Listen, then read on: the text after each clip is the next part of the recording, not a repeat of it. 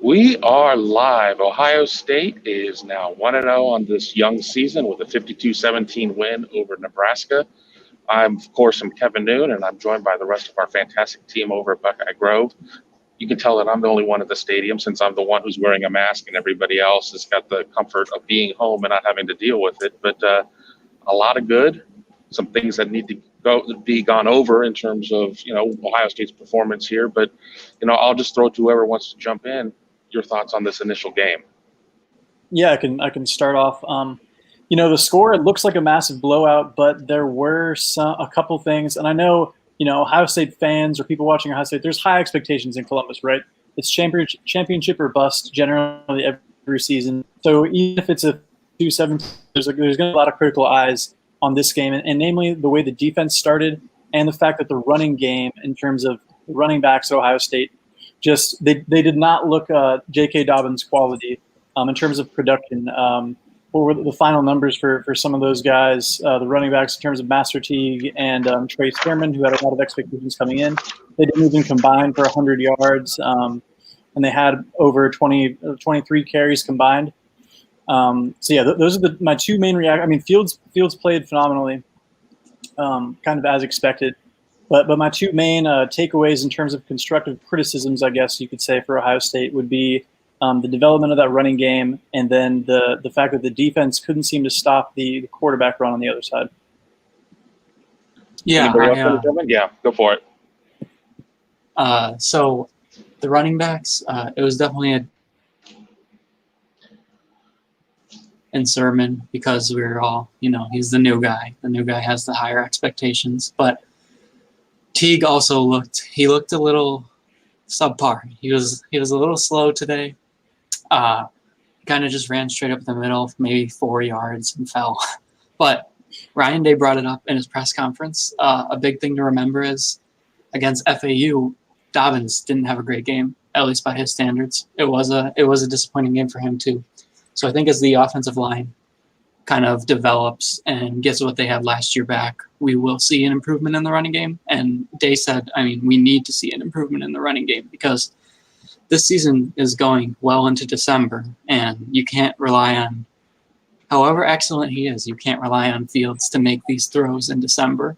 So that's my big thing, is I think we will see improvement in the running game. It's just a matter of getting everyone settled into the season. Yeah, I think my biggest takeaways, as Griffin alluded to, it looks like a blowout, but at halftime it was 24-14. It was relatively close, but then Ohio State figured it out, got into a groove. I think for me, focusing on the receivers, there was a lot of questions about like which freshman would step up and who's going to have a big game and how is Garrett Wilson going to adjust. And kind of in my story, Garrett Wilson and Chris Olave had a historic performance, both of them with over 100 receiving yards. We saw Julian Fleming, Jackson Smith, and Jibba. They both caught some passes, made their Buckeye debuts. So that's good to see on the receiving front. On the defense, I think I was a little impressed with how some members of the secondary started to come around a little bit. They've got a lot of stuff to work on, kind of as Marcus had mentioned. But once Ohio State got in that group coming out of the half, they just really took off. I think one of the things that I wanted to kind of talk about was the return of Haskell Garrett. How many weeks ago are we talking about that he got shot in the face?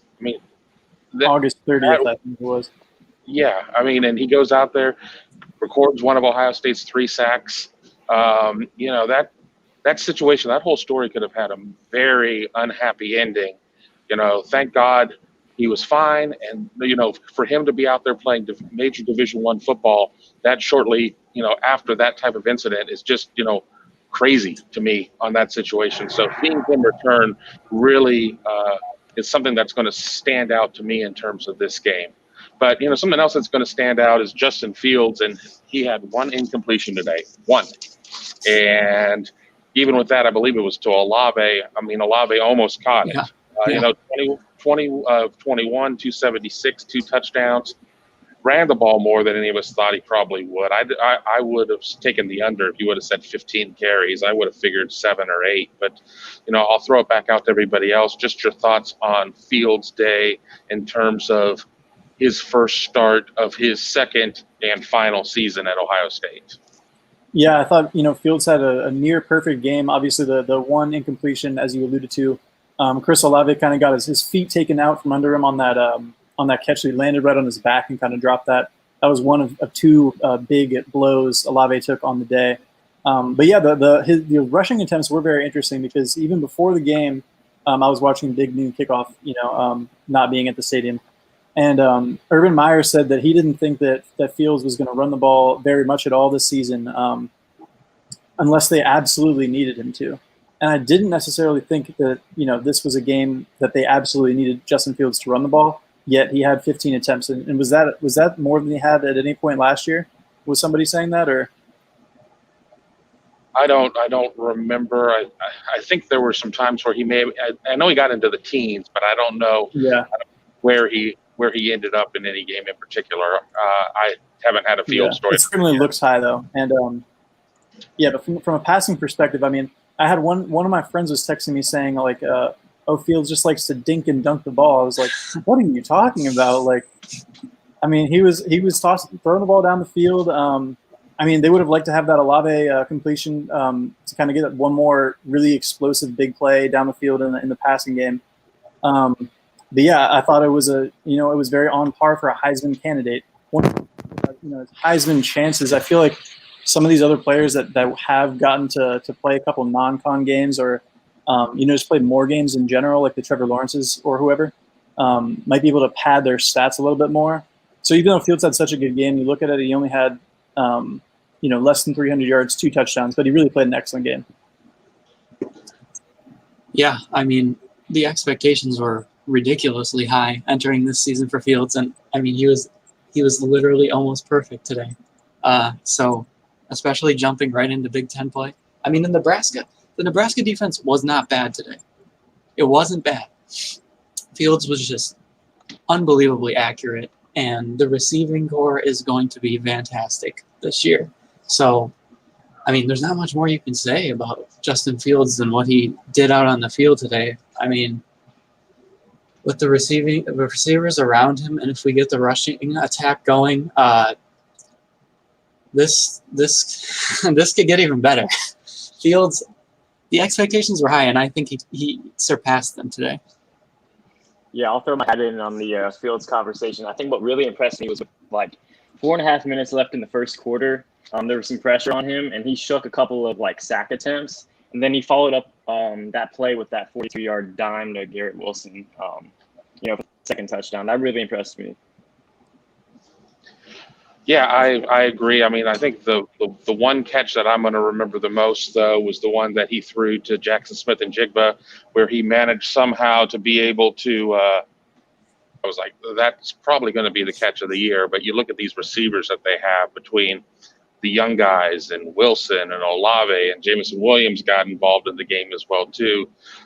Brian Hartline has himself some guys out there. So, the throw game is going to be really good.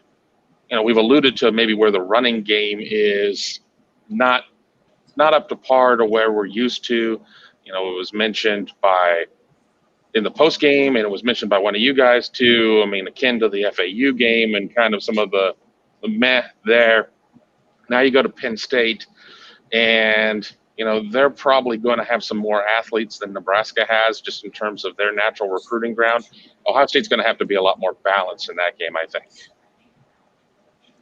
Oh yeah, for sure. And just doubling back real quick to the receiving core, I'm honestly a little bit surprised that we didn't see a little bit more production or targets out of the freshmen, because it's been such a conversation all off season. How much are we going to see? The 4 freshman wide receivers kind of factor in, and then you look at it. They're only 3 catches and 18 total yards.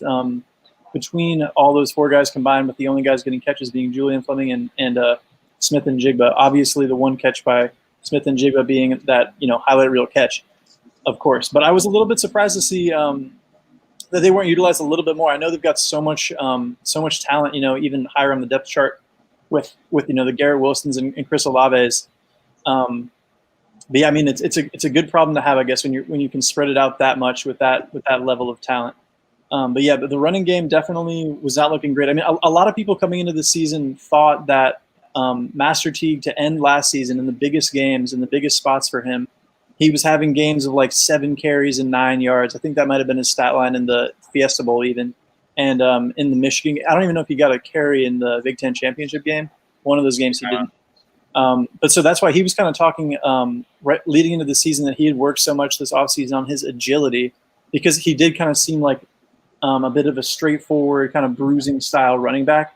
And I don't know, for me, I didn't see a lot of that agility today. He kind of reminds me of like a 1970s running back, like just massive shoulder pads, like one of those, just a bruiser. Like, and today he was a three yards in a cloud of dust back. I mean, he had 2 touchdowns, so that's gonna look nice on his year-end stats. But some questions there. But let's talk about this. One running back that did look good, but got significantly less carries. Steele Chambers. He was in for 1 series, but he looked pretty good. I don't know if you guys had any thoughts about that. Yeah, I think when you look at it, you have Teague, who's kind of your red zone inside the 5-yard line, straightforward back, and then you have Sermon, who I think they did a better job getting him to the outside in the second half. I think when he gets on the outside, he's not going straight up the gut. He has a little bit more quickness. He's a little taller, a little leaner, so that helps. But like you said, when Steele Chambers got in there, I mean, he had a burst that we did not see out of the 2 starters. And I was impressed by, I mean, Ohio State was backed up against their own end zone. And Steele Chambers really pushed him down the field with those 2 carries in a row. So, yeah, he was a surprise. Very much so agree. I think Ohio State's going to need to figure out who that guy inside the 5 to go and punch it into the end zone will be. And kind of like how Marcus said, Master might be that guy. I think last year JK was sort of do both. He just could put his head down and just run into guys and not care. But he could also bust off a long run. So, Steele Chambers looked really good when he could find some open field. I think that confidence was something that he's really going to have to carry into week in and week out going forward. So, I liked what I saw from Sermon. I like what I saw from Steele. And then you see more from Master for me. Let's move to the defensive side of the ball. Ohio State gives up 14 points early on, 4-play drive for 75 yards, and then followed up with another long drive. A lot of stuff on the Q run. There was, some people that I talked to said that Ohio State wasn't doing a good job of setting an edge early, but they certainly seem to make some adjustments. And, I'm not going to say that I'm our Justin Whitlatch in terms of being able to dissect film, and I haven't had a chance to see this game outside of watching it live from up in the press box. But what were your impressions of, of the defense in general, and maybe, without getting into anything structural, what you thought of how they were able to adjust along the way? Yeah, kind of like you said, I am no X and O's guy when it comes to football necessarily. All I know is it was a huge punch to the gut, a liver shot, if you will, when Nebraska was able to come out in 3 plays. It almost the last game Ohio State played was against Clemson, and everyone will remember that 67-yard touchdown run from Trevor Lawrence, of course. And while that first big run for Nebraska wasn't, a quarterback run necessarily, it was a handoff, but it was to a quarterback, the backup quarterback for Nebraska.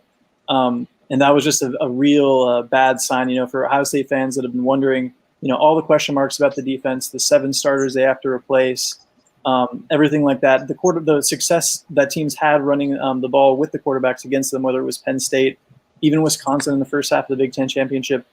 And now it seems like that's been a little bit exposed. And I know on the broadcast, Joel Klatt said it several times, like that is the issue with this Ohio State defense, is that quarterback run.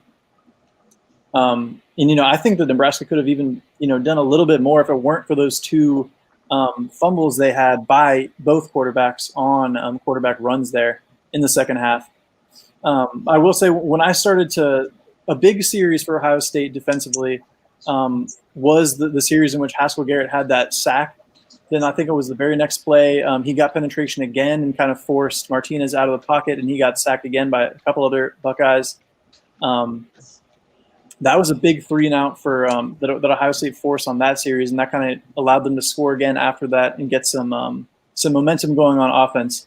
But I really think that Haskell Garrett just really provided a big boost to that defensive line, and we didn't even know if he was going to be playing, 2 days ago. In terms of other adjustments, though, I don't know what you guys saw. I'll have to rewatch the game. Luckily, at home, I can DVR the game for once. Last year I didn't have cable, so this year I can rewatch the game, look into some X and O's more. What did you guys do? Yeah. I think the big thing coming into the season, we heard all about the linebackers being the strength of this defense, the experienced linebackers that Ohio State brings back. But I think from the start, it was clear that they were getting confused, at least from what I saw, with the quarterback runs and the way Scott Frost mixed up the offense to get McCaffrey involved, to get Martinez going. And I think a perfect example of this in the first half was after Martinez broke off a few runs, Nebraska got onto Ohio State's half of the field, and it looked like Martinez was going to run again to the right side. And so you had Tough Borland and Pete Werner running towards him, focusing on him, and Martinez just threw a little lob pass right over the defense to a wide open receiver. I think that really showed how the Nebraska offensive game plan kind of mixed up the middle of that Ohio State defense. Yeah, I kind of, just to look at some things. The defensive line was my biggest area of concern coming into the game. To see Haskell Garrett pick up that sack and actually get some playing time is really good to see. Just looking at some of the numbers, Nebraska converted 4 of their 10 third downs. So that's a really good number to kind of look at the surface. But like you guys have mentioned, they allowed 210 rushing yards.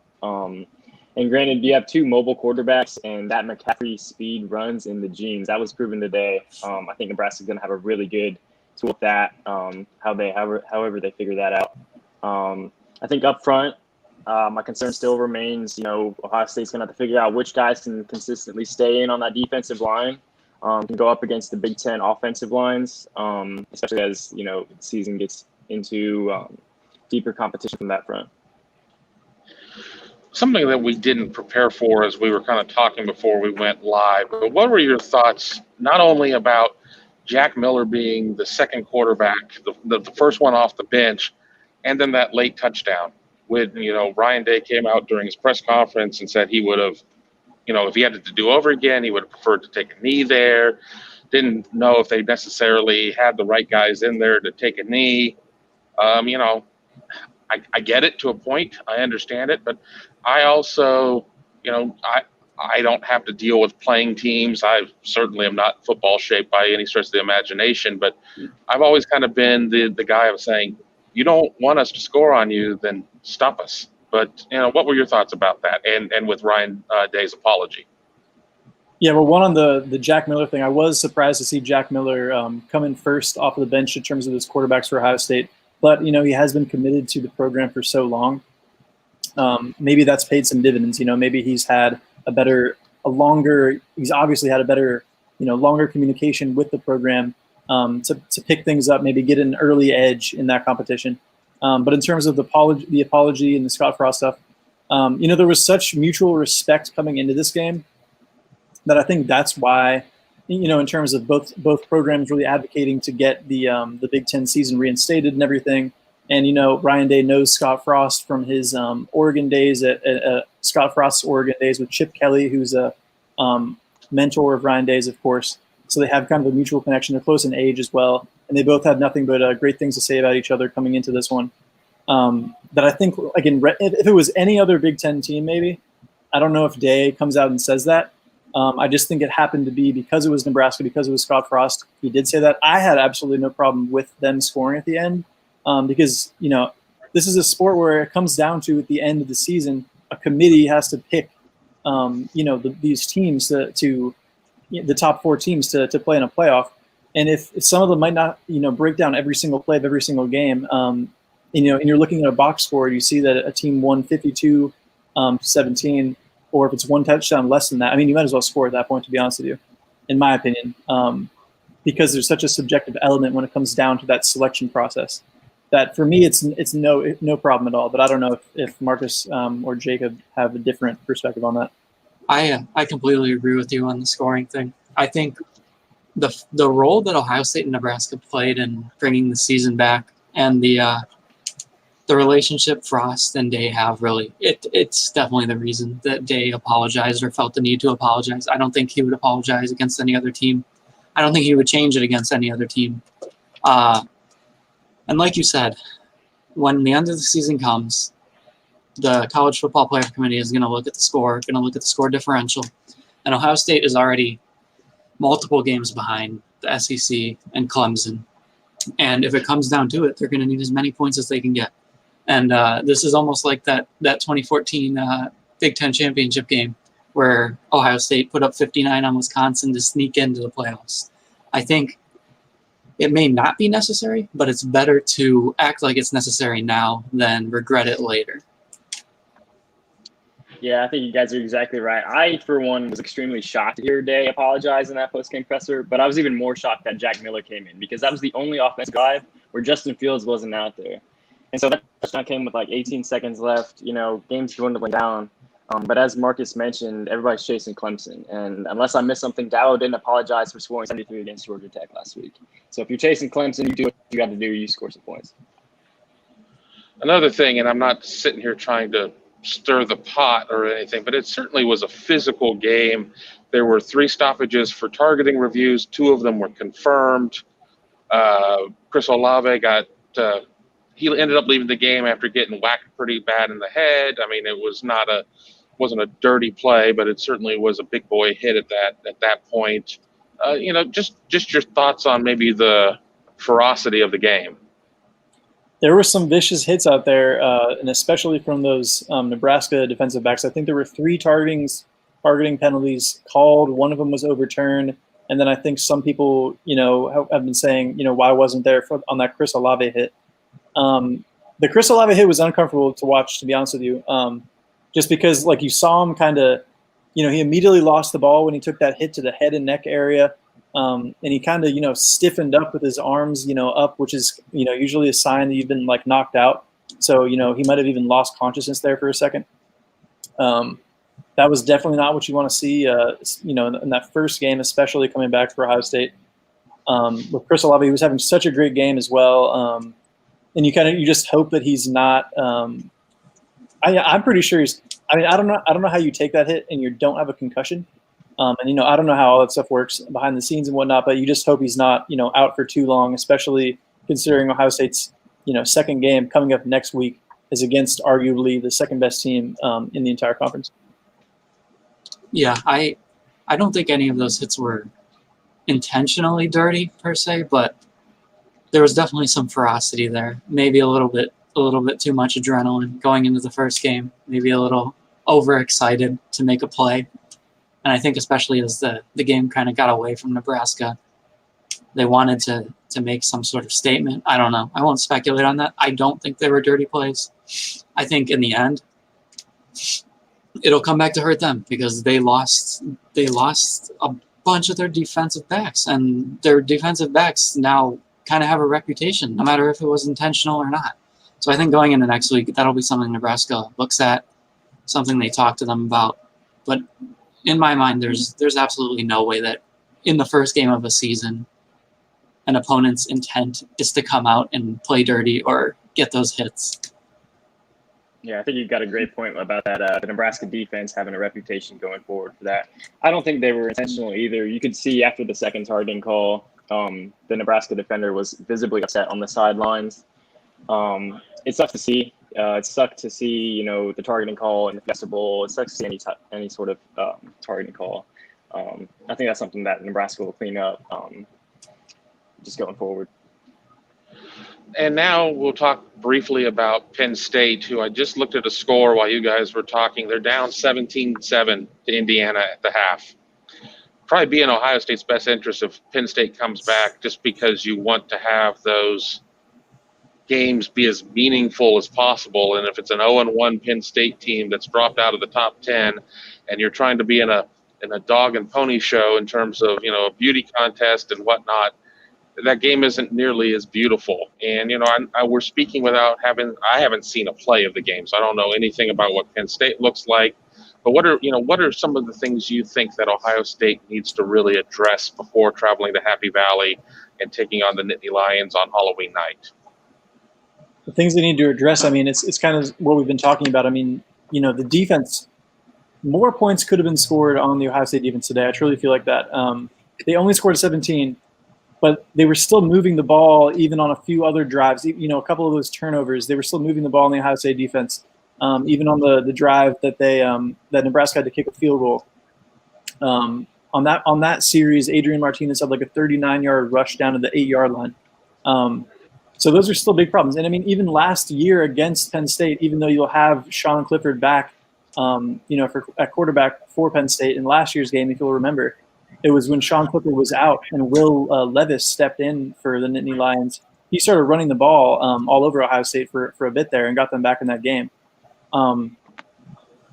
That's definitely the biggest thing to me. I got to turn on this Penn State Indiana game to see if Marcus's Hoosiers can continue this domination.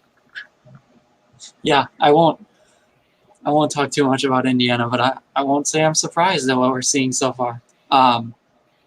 Clifford, from what I've heard and seen, hasn't looked so good for Penn State so far. He has 2 interceptions at least. I saw one of them. He really sailed the ball over his entire team straight to the Indiana defensive back.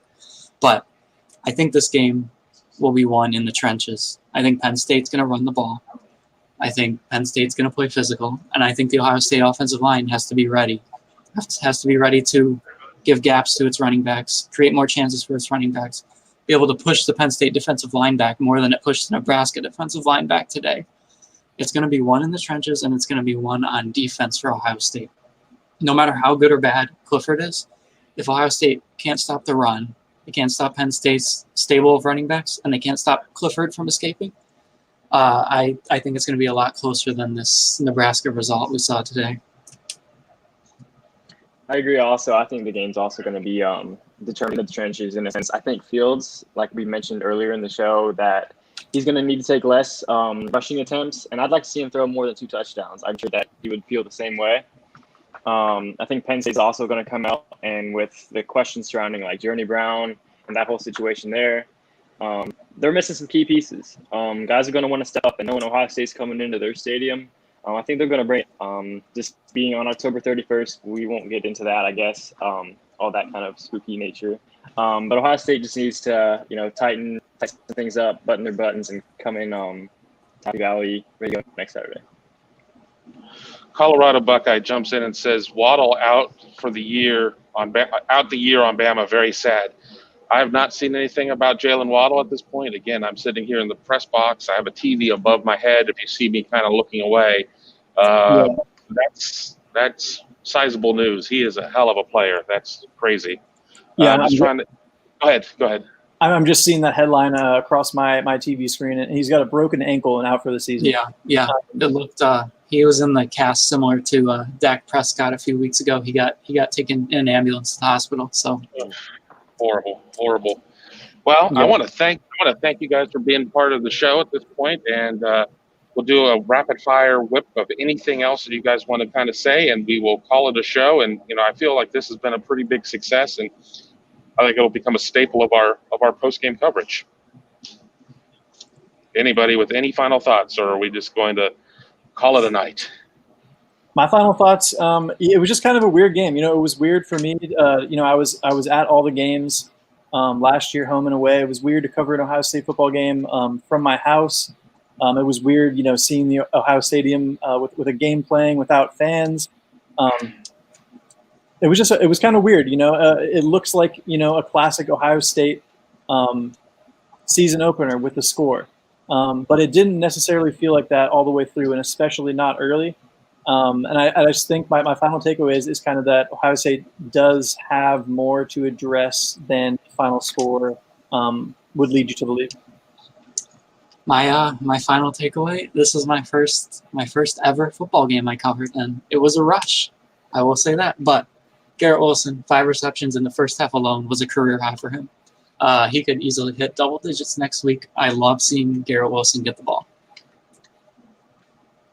I'll piggyback on that first football game covered as well. I think my biggest takeaway is that even though as much respect as Fields gets right now, he needs more. Graham Mertz had a great showing last night.